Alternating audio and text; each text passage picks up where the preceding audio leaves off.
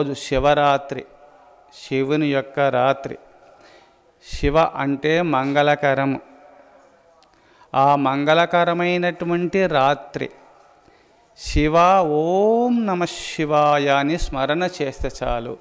శివ అనే అక్షరమును స్మరించినా సరే, ఆ శివ అనే అక్షరమును త్రిప్పి చదవండి, ఏమవుతుంది? వశి అవుతుంది. శివ అనే పదము త్రిప్పి చదివినప్పుడు వశి అవుతుంది. ఎవరైతే శివనామమును స్మరణ చేస్తారో ఈ ప్రకృతి అంతా వశమవుతుంది.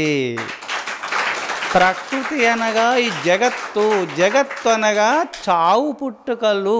జ అనగా పుట్టడము, గత్ అంటే నశించడము. ఈ పుట్టడము చావడం అనేది జయించే శక్తి, దివ్యత్వము ప్రాప్తిస్తుంది.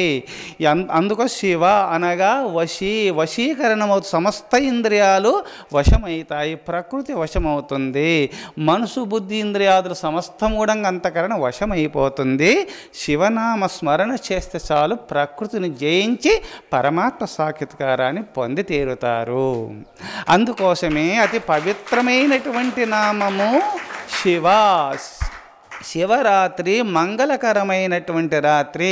ఈరోజు ఓం నమ శివాయ అంటూ ఆ పరమేశ్వరుని ప్రార్థన చేసినటువంటి పుణ్యపురుషులకు సమస్తము సిద్ధిస్తుంది. ఏది పొందాలనుకుంటారో అది పొంది తీరగలుగుతారు. సమస్తము సిద్ధిస్తుంది. ఆ భగవన్ నామ సంకీర్తన చేస్తున్నటువంటి పరమభక్తులకు అన్ని ఇహ సంపదలు, పర సంపదలు పొందుతారు. ఆ భగవంతును చేరు మార్గములు ఏవి? ఆ భగవంతుని యొక్క సాక్షాత్కారాన్ని పొందాలంటే, ఆ భగవంతుడు సంతోషపడాలంటే ఎట్టి వ్రతములు పూనితే మనము జన్మ సార్థకత కలుగుతుంది. శివుడు సంతోషించాలంటే మనం మంచి పనులు చేయాలి.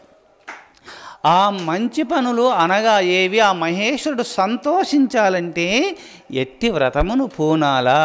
ఎప్పుడూ శివకరమే, ఎప్పుడూ శివరాత్రే, ఎప్పుడూ మంగళకరముగా మనము ఉండాలంటే, మహేశ్వరుని యొక్క అనుగ్రహం ఎప్పుడూడంగా మన పైన ప్రసరించాలంటే, ఆ భగవంతుని యొక్క కరుణాకటాక్షాన్ని పొంది కైవల్యాన్ని పొందాలంటే విద్యాధ్యయనదానాన్ని తపస్సత్యం క్షమోదమ అలోభయతి మార్గోయం ధర్మశాస్త్రవిదస్మృతః. 8 ఆ భగవంతుని చేరు మార్గములు 8 ఉన్నాయి. ఆ 8 వ్రతములు పాటిస్తే చాలు, భగవంతుడు సంతోషిస్తాడు, ఆనందిస్తాడు. అందుకోసమే 8 సత్కర్మలు. ఇట్టి సత్కర్మలు సంపూర్ణంగా ఆచరించినటువంటి పరమభక్తులే భగవంతుని యొక్క కరుణాకటాక్షాన్ని పొంది తీరుతారు.